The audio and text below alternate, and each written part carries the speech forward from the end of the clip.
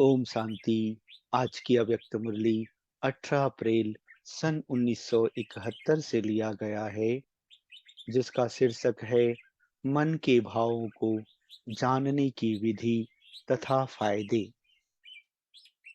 सभी जो भी यहाँ बैठे हैं, सभी मन मनाभव की स्थिति में स्थित हो। जो स्वयं मन मनाभव की स्थिति में स्थित हैं, वह औरों के मन के भाव को जान सकते हैं। कोई भी व्यक्ति आपके सामने आए तो मन मनाभव की स्थिति में स्थित होकर उसके मन के भाव को स्पष्ट समझ सकते हो। क्योंकि जब मन मनाभव की स्थिति सूक्ष्म स्थिति बन जाती है, तो सूक्ष्म स्थिति और सूक्ष्म भाव को समझ सकते हैं। तो यह प्रैक्टिस अनुभव में आती जाती है। बोल भले क्या भी हो, लेकिन भाव किसका क्या है, उसको जानने का अभ्यास करते जाओ। जब किसके मन के भाव को समझते जाएंगे, तो इससे रिजल्ट क्या होगी? हर एक के मन के भाव को समझने से उनकी जो चाहना है अथवा प्राप्ति की इच्छा है, उसको वही मिलने से क्या होगा? आप जो उनको बनाने चाहते हो, वह बन जाएंगे। अर्थात सर्विस की सफलता बहुत जल्दी निकलेगी, क्योंकि उनकी चाहना प्रमाण उनको प्राप्ति होगी। अगर कोई शांति का प्यासा है, उसको शांति मिल जाए तो क्या होगा? प्राप्ति से अविनाशी पुरुषार्थी बन जाएंगे। तो मन के भाव को परखने से, समझने से परिणाम क्या निकलेगा? सर्विस की सफलता थोड़े समय में बहुत दिखाई देगी, क्योंकि सफलता स्वरूप बन जाएंगी। अभी पुरुषार्थ स्वरूप हो। इस लक्षण के आने से सफलता स्वरूप हो जाएंगे। समझा? अभी सफलता को लाने के लिए आप लोगों को समय और संकल्प, संपत्ति, शक्ति बहुत लगानी पड़ती है। फिर क्या होगा? सफलता स्वयं आपके सामने आएगी। संपत्ति लगानी नहीं पड़ेगी। संपत्ति आपके सामने स्वयं स्वाहा होने आएगी। समझा? इतना अंतर है सिर्फ एक बात की धारणा से। वह कौन सी बात? मन मना भव होकर हर एक के मन के भाव को जानना। जो गायन है, प्रकृति दासी बनती है, वह क्या सतयुग में होनी है? सतयुग में तो यह मालूम ही नहीं पड़ेगा कि प्रकृति के ऊपर विजय प्राप्त करने से प्राप्ति हुई है। लेकिन अभी जो इतना पुरुषार्थ करते हो प्रकृति के ऊपर विजयी होने का, उस पर विजय का फल व प्राप्ति इस श्रेष्ठ जन्म में ही देखेंगे। प्रकृति आपके सामने आपको अधीन नहीं बनाएगी, लेकिन अधिकारी बनकर प्रकृति के कर्तव्य को देखेंगे। समझा? ऐसी संपूर्ण स्टेज जिसमें कोई भी प्रकार की अधीनता नहीं रहेगी, सर्व पर अधिकार अनुभव करेंगे। ऐसे बनने के लिए क्या करना पड़े? एक तो रूहानियत, दूसरा चेहरे से सदैव ईश्वरीय रुहाब दिखाई दे, और तीसरा सर्विस में सदैव रहम दिल का संस्कार व गुण प्रत्यक्ष हर आत्मा को अनुभव हो। तीनों ही बातें रूहानियत, रुहाब और रहम दिल का गुण भी हो। यह तीनों ही बातें प्रत्यक्ष रूप में, स्थिति में, चेहरे में और सर्विस अर्थात कर्म में दिखाई दें, तब समझो कि अब सफलता हमारे समीप आ रही है। तीनों ही साथ में चाहिए। अभी क्या होता है। अगर रहमदिल बनते हो तो जो रहमदिल के साथ रुआब भी दिखाई दे, यह दोनों साथ नहीं दिखाई देते हैं। या तो रहमदिल या तो रुहाब का गुण दिखाई देता है। रुहाब के साथ रूहानियत भी दिखाई दे, तीनों का साथ प्रत्यक्ष रूप में हो, वह अभी अजुन कम है। अभ्यासी हो, अभी सिर्फ अपने को सर्व आत्माओं से महान आत्मा समझते हो। महान आत्मा बनकर हर संकल्प और हर कर्म करते हो। समझना है लक्ष्य है और समझना है लक्ष्य और करना वह है प्रैक्टिकल। सर्व आत्माओं से श्रेष्ठ ते श्रेष्ठ महान आत्मा हूँ। इस स्मृति से किसके भी सामने जाओ तो क्या अनुभव करेंगे? आपकी महानता के आगे सभी के सिर झुक जाएंगे। जैसे आपके जड़ चित्रों के सामने कितना भी कोई आवाज आज कलयुग के महान मर्तबे वाला जाए तो क्या होगा? सिर झुकाएंगे। जब चित्रों के आगे सिर झुक जाता है तो क्या चैतन्य चरित्रवान सर्व गुणों में बाप समान चैतन्य मूर्त के सामने सिर नहीं झुकाएंगे? या समझते हो कि यह रिजल्ट भविष्य की है, अभी होना है? कब? अंत में भी कितना समय पड़ा है? अगर झुक कर झुकाया तो क्या बड़ी बात है? यह जो लक्ष्य रखते हो कि कहाँ सर्विस के कारण झुकना पड़ेगा, यह लक्ष्य रांग है। इस लक्ष्य में ही कमजोरी भरी हुई है। जब बीज ही कमजोर है तो फल क्या निकलेगा? कोई भी नई स्थापना करने वाला यह नहीं सोचता कि कुछ झुक करके करना है। जब आत्माएं भी झुकाने का लक्ष्य रखकर कइयों को अपने आगे झुका कर दिखाती है, इसकी भेंट में देखो यह स्थापना का कार्य कितना ऊंच है और किसकी मत पर है। उसके आगे सर्व आत्माओं को झुकना है। यह लक्ष्य रखकर, यह ईश्वरीय रुहाब धारण कर किसके भी सामने जाओ तो देखो रिजल्ट क्या निकलती है। महानता लाने के लिए ज्ञान की महीनता में जाना पड़े। जितना जितना ज्ञान की महीनता में जाएंगे, उतना अपने को महान बना सकेंगे। महानता कम अर्थात ज्ञान की महीनता का अनुभवी कम। तो अपने को चेक करो, महान आत्मा का कर्तव्य क्या होता है, वह स्मृति में रखो। वैसे भी महान आत्मा उसको कहते हैं जो महान कर्तव्य करके दिखाए। अगर कोई साधारण कर्तव्य करे, उनको महान आत्मा नहीं कहेंगे। तो महान आत्माओं का कर्तव्य भी महान होना चाहिए। सारे दिन की दिनचर्या में यह चेक करो कि महान आत्मा होने के नाते से सारे दिन के अंदर आज कौन सा महान कर्तव्य किया। महादानी बने। वैसे भी महान आत्माओं का कर्तव्य दान पुण्य होता है। तो यह सभी से महान आत्माएं कहलाने वाले हैं। तो आज सारे दिन में कितनों को दान दिया और कौन सा दान दिया?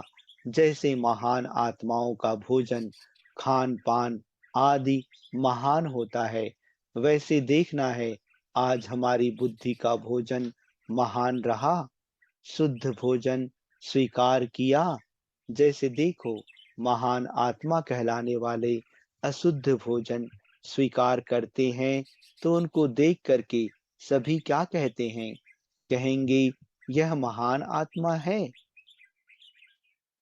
तो अपने को आप ही चेक करो। कि आज हमने बुद्धि द्वारा कोई भी अशुद्ध संकल्प का भोजन तो नहीं पान किया। महान आत्माओं का आहार विहार यही तो देखा जाता है।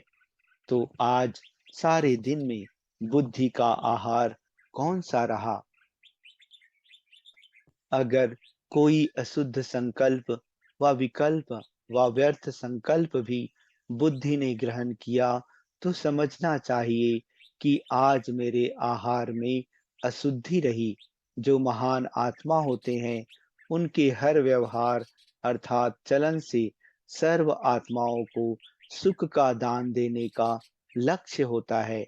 वह सुख देता और सुख लेता है। तो ऐसे अपने आप को चेक करो कि महान आत्मा के हिसाब से आज के दिन कोई को भी दुख दिया व लिया तो नहीं। पुण्य का कार्य क्या होता है? पुण्य अर्थात किसको ऐसी चीज देना जिससे उस आत्मा से आशीर्वाद निकले। इसको कहते हैं पुण्य का कर्तव्य। जिसको सुख देंगे उसके अंदर से आपके प्रति आशीर्वाद निकलेगी। तो यह है पुण्य का काम। और मुख्य लक्षण है अहिंसा। आप सारे दिन में यह भी चेक करना कि कोई हिंसा तो नहीं की। कौन सी हिंसा होती है जिसको चेक करना है। आप अपने को डबल अहिंसक कहलाती हो ना। मनसा में अपने संस्कारों से युद्ध भी बहुत चलती है, तो माया को मारने की हिंसा करते हो ना। युद्ध होते हुए भी इसको अहिंसा क्यों कहते हैं? क्योंकि इस युद्ध का परिणाम सुख और शांति का निकलता है। हिंसा अर्थात जिससे दुख अशांति की प्राप्ति हो, लेकिन इससे शांति और सुख की व कल्याण की प्राप्ति होती है। इसलिए इसको हिंसा नहीं कहते हैं। तो डबल अहिंसक ठहरे। तो महान आत्माओं का यह जो लक्षण गाया हुआ है, वह भी देखना है। आज के सारे दिन में किसी भी प्रकार की हिंसा तो नहीं की। अगर कोई शब्द द्वारा किसकी स्थिति को डगमग कर देते हैं, तो यह भी हिंसा हुई। जैसे तीर द्वारा किसको घायल करना हिंसा हुई ना। इस प्रकार अगर कोई शब्द द्वारा कोई की ईश्वरीय स्थिति को डगमग अर्थात घायल कर दिया, तो यह हिंसा हुई ना। असली सतो प्रधान संस्कार व जो अपने ओरिजिनल ईश्वरीय संस्कार आत्मा के हैं, उनको दबाकर दूसरे संस्कारों को प्रैक्टिकल में लाते हैं। तो मानो जैसे कि किसका गला दबाया जाता है, तो वह हिंसा मानी जाती है। तो अपने ओरिजिनल अथवा सतो प्रधान स्थिति के संस्कारों को दबाना, यह भी हिंसा है। समझा? तो यह सभी लक्षण कहाँ तक प्रैक्टिकल में है, वह चेक करना है। अब समझा महान आत्मा के लक्षण क्या हैं? सारे दिन दान भी करते रहो, पुण्य का कर्म भी करो और अहिंसक भी बनो। तो बताओ स्थिति क्या बन जाएगी? फिर ऐसी महीनता में जाने वाले, संपूर्ण स्थिति में स्थित रहने वाले महान आत्माओं के आगे सभी जरूर सिर झुकाएंगे। स्थूल सिर झुकाएंगे क्या? सिर होता है सभी से ऊंचा। तो सिर झुकाया गोया सारा झुकाया। तो आजकल जो अपने को ऊंच महान समझते हैं, वह अपने कर्तव्य को ऊंच महान समझते हैं, वह सिर झुकाएंगे अर्थात महसूस करेंगे कि इस श्रेष्ठ कर्तव्य के आगे हम सभी के कर्तव्य तो कुछ भी नहीं है। अपनी श्रेष्ठता को श्रेष्ठ ना समझ साधारण समझेंगे तो इसको कहते हैं सर्व आत्माएं आपके आगे सिर झुकाएंगी। अब समझा क्या चेक करना है? सारे दिन में महान आत्मा के जो महान कर्तव्य व लक्षण हैं, वह कहाँ तक प्रैक्टिकल में लाए। फिर यह रिजल्ट पूछेंगे। पहले सुनाया था ना कि आप त्रिमूर्ति बाप के बच्चे हो, तो आपसे त्रिमूर्ति लाइट दिखाई दे, अर्थात आप एक एक द्वारा तीन लाइट का साक्षात्कार हो। कोई भी आपके सामने आए तो एक तो मस्तक से मणि दिखाई दे, दूसरा दोनों नयनों से ऐसा अनुभव हो जैसे कि दो लाइट के बल्ब जग रहे हों, और तीसरा मस्तक के ऊपर लाइट का क्राउन दिखाई दे। इन तीनों लाइट्स का साक्षात्कार हो। कईयों को होता भी है। जब याद की यात्रा में बिठाते हो तो यह दोनों नयन प्रकाश के गोले समान दिखाई देते हैं, और कईयों के मस्तक से लाइट के क्राउन का साक्षात्कार भी होता है। तो आप द्वारा यह तीनों लाइट्स का साक्षात्कार हो तो क्या होगा? खुद भी लाइट हो जाएंगे। अनुभवी तो हो ना। साकार रूप में देखा, मस्तक से और नैनों से प्योरिटी के क्राउन का साक्षात्कार अनेकों को हुआ। तो फॉलो फादर करना है। अगर ऐसे ही स्वरूप का साक्षात्कार आत्माओं को कराओ तो सर्विस में सफलता आपके चरणों में झुकेगी। ऐसी महान आत्मा बनो जो किसके भी सामने जाओ तो उसको साक्षात्कार हो। फिर बताओ, वह अपना सिर आप साक्षात्कार मूर्त के आगे दिखा सकेंगे? झुक जाएंगे? जब अभी यह सिर झुकाएंगे तब आपके जड़ चित्रों के आगे स्थूल सिर झुकाएंगे। जो जितनों का अभी सिर झुकाएंगे उतने उसके बड़े चित्र के आगे सिर झुकाएंगे। प्रजा के साथ भक्त भी बनाने हैं। सारे कल्प की प्रारब्ध की नूंद अभी ही होनी है। वारिस भी बनाने हैं और प्रजा भी अभी बनानी है। द्वापर युग के भक्त भी अभी बनेंगे। समझा?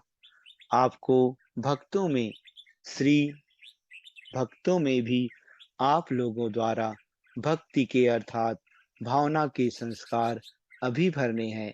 यह बहुत ऊंचे हैं, इसलिए इस भावना के संस्कार भरने से भक्त बन जाएंगे। तो भक्त भी अभी बनाने हैं। अभी तक तो प्रजा बनाने में ही मेहनत कर रहे हो। जैसे जैसे आप लोगों की स्थिति प्रत्यक्षता प्रत्यक्ष होती जाएगी, वैसे वैसे आपके वारिस अर्थात रॉयल फैमिली, प्रजा और भक्त तीनों ही प्रत्यक्ष होते जाएंगे। अभी तो मिक्स है, क्योंकि अभी आपकी स्थिति ही फिक्स नहीं हुई है, इसलिए वह भी मिक्स हो जाते हैं। फिर प्रत्यक्ष दिखाई पड़ेंगे। आप महसूस करेंगे कि भक्त हैं, यह भी महसूस करेंगे, क्योंकि त्रिकालदर्शी का गुण प्रत्यक्ष हो जाएगा। तो अपनी भी तीनों कालों की प्रारब्ध को स्पष्ट देख सकेंगे। दिव्य दृष्टि से नहीं, प्रत्यक्ष साक्षात्कार करके। अच्छा, महानता लाने के लिए ज्ञान की महीनता में जाना है। जितना जितना ज्ञान की महीनता में जाएंगे उतना अपने को महान बना सकेंगे। महानता कम अर्थात ज्ञान की महीनता का अनुभव ही कम। अच्छा, ओम शांति।